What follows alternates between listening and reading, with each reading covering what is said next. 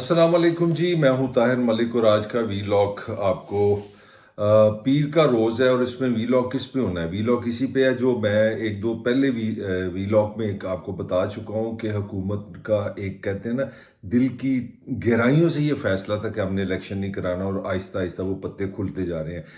Normally हम लोग vlog में जो चीज़ कंक्लूड करते हैं वो लास्ट में करते हैं। मैं इसको रिवर्स करने लगा हूं। मैं इसको शुरू में बताने लगा हूं कि कहानी है क्या। कहानी बिल्कुल सादा सी है। वो कहते हैं ना अमाल का दारोमदार नीयतों पर है। जब इस हुकूमत ये इत्तेहादी हुकूमत ने बड़ी शुरू से ये प्लानिंग कर ली थी और ये इसमें मैंने भी वीलॉग किए, बेशुमार जर्नलिस्टों ने आपको बताया भी, ये कोई ओपन सीक्रेट टाइप चीज़ हो गई है कि प्लानिंग ये थी कि भाई ऐसी इलेक्शन नहीं कराने। और वो मुझे वो इलेक्शन क्यों नहीं कराने, वो बड़ी मुझे फवाद चौधरी की एक बड़ी हंसी वाली बात, और वो वकला से ही वॉज टॉकिंग टू वकला से एक खिताब फरमा रहे थे तो बड़ा उसने मज़ेदार एक चुटकुला किया, उसी में सारा सीक्रेट निकल गया। तो उसने कहा जी वो सरकारी वकीलों से किसी ने पूछा ना कि यार आप ने बड़ा केस कर रहे हैं मगर आपके केस में क्या कमी क्या है, किस चीज़ से आप समझ रहे हैं ये जो आप अदालतों में तहपटास कर रहे हैं, आर्गूमेंट कर रहे हैं, किस चीज़ की कमी है। तो उसने हंस के कहा, उन वकीलों ने कहा हमारे पास वोट की कमी है। तो बॉटम लाइन वही की वही है कि जनाब आज आपको जब ये एहसास हो रहा है कि आपके पास वोट कम है, खान मकबूल है, वो 2 तिहाई 3 तिहाई की मैं चक्करों में नहीं, मुझे ये नज़र आ रहा है जो कॉमन सेंस बता रही है कि इस वक्त पाकिस्तान में जो पाकिस्तान की पॉलिटिकल वेव है वो इमरान के साथ है और उसकी अपनी एक रीजंस है। तो आपने उसको सामने रखते इस तरह की मैन्यूवरिंग की, इस तरह की मैनिपुलेशन की कि वो इलेक्शन, और अभी तक आपको पता है कि आज 10 अप्रैल है, आज फाइनल डेट थी जो बेंच ने, जो 3 रुकनी बेंच था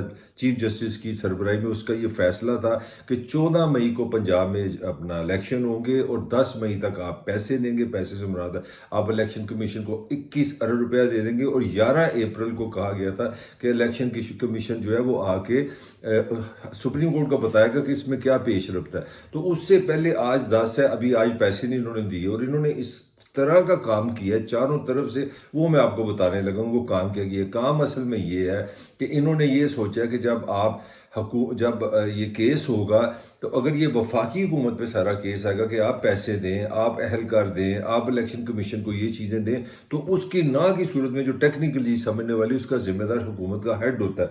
और हुकूमत का हेड कौन है, वो चीफ एग्जीक्यूटिव ऑफ पाकिस्तान वजीर आजम होता है। तो उसकी आसान डेफिनेशन ये थी कि जो पाकिस्तान का आइन है, जो पाकिस्तान का अपना कानून है, उसके तहत हुकूमत जिम्मेदार है, पैसे उसने देने हैं, एहलकार उसने देनी है। इलेक्शन कमीशन ने फेयर और फ्री इलेक्शन कराना है मगर उसके जो लवाजमात है वो ड्यूटी बोर्ड है, हुकूमत आपको देकर। वजारत दिफा है तो वो हुकूमत पाकिस्तान है, वजारत खजाना ने कोई जो चीज़ देनी है वो हुकूमत पाकिस्तान है, वजारत दाखिला ने जो चीज़ देनी है वो हुकूमत पाकिस्तान है।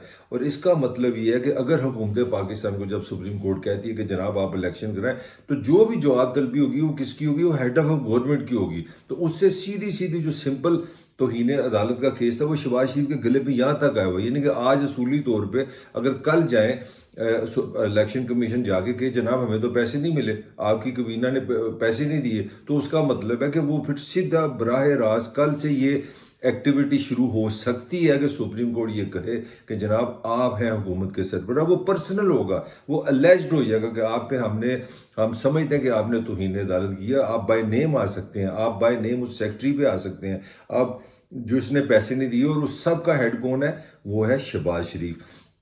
तो ये वो कहानी थी। इन्होंने इसको इतना मैन्यूवर इस तरह किया, इन्होंने बेसिकली ये किया कि सुप्रीम कोर्ट के सामने जो चीज़ लेके आए, जो मैं पहले भी इस पे वीलॉग कर चुका हूँ, वो कर दिया पार्लियामान। आप देखें पार्लियामान को किस तरह किया, पार्लियामान को इस तरह किया कि ये केस भी अपना पार्लियामान में करारदाद मंजूर करा रही कि जनाब ये फैसला दुरुस्त नहीं है। अब पार्लियामान में एक बिल पेश कर दिया गया इसके हमें पैसे दें, वो भी उधर डाल दिया। मतलब सारा आपका फोकस पार्लियामान पे आ गया। और उसके साथ आपने ऑलरेडी जो कानून भी नया बना रहे हैं, 10 दिन के बाद आपको पता है वो भी एक लॉ बन जाना है, सदर को भी माइनस कर दिया। तो प्लानिंग ये है कि 10 दिन जब वो कानून बन जाए तो जो 3 रुकनी जो फैसला हुआ है इलेक्शन का, उसको भी इन्होंने चैलेंज कर देना है। इसके साथ इन्होंने उन जजेस के खिलाफ जनाब इन्होंने वो जुडिशल काउंसिल में भी चले गए हैं। मतलब टोटल अटैक है। और सबसे मजेदार जो अटैक हुआ है वो है इलेक्शन कमीशन ने जनाब पाकिस्तान की जो कौमी असम्बली के स्पीकर साहब हैं और सेनेट के जो स्पीकर साहब हैं उनको एक खत लिख दिया, ये तरमीम कह जी आप जनाब जो आपका 57 जो एक्ट है, जो इलेक्शन का एक्ट है, उन्होंने कहा जी 57(1) और 58 के जो सेक्शन है इलेक्शन एक्ट के, उसमें तब्दीलियां करें। तब्दीली क्या करें, उन्होंने कहा जी हमें तो समझ ही नहीं है सदर ने किस तरह डेट दे दी है, सदर तो डेट ही नहीं दे सकते। یہ تو ہمارا حق ہونا چاہیے، لہٰذا اب آپ ترمیم کر دیں۔ ترمیم کے بعد انہوں نے یہ ڈیمانڈ کیا ہے کہ آپ یہ کریں کہ الیکشن پروگرام بھی ہم دیں گے، الیکشن تاریخیں بھی ہم دیں گے، تو ہمارا کام ہے ہم بتائیں گے۔ تو وہ ترمیم انہوں نے لکھ دیا دونوں سپیکرز کو۔ اس کا مطلب ہے کہ اگر وہ ترمیم منظور کہاں سے ہوگی، وہ قومی اسمبلی سے ہوگی، سینٹ سے ہوگی، تو وہ ترمیم کر دیں گے۔ تو جو باٹم لائن ہے، میں اس میں اتنی ڈبیٹ میں نہیں جانا چاہ رہا، یہ جو ڈیٹیلز ہیں کہ دیکھیں آپ نے دوسری طرف یہ کام کیا کہ آپ نے کیبنٹ نے جو پیسے بھی آپ کو مانگے وہ بھی آپ نے پارلیمان کے آگے بھیج دیا کہ جناب بتائیں پیسے بھیجیں کہ نہ بھیجیں۔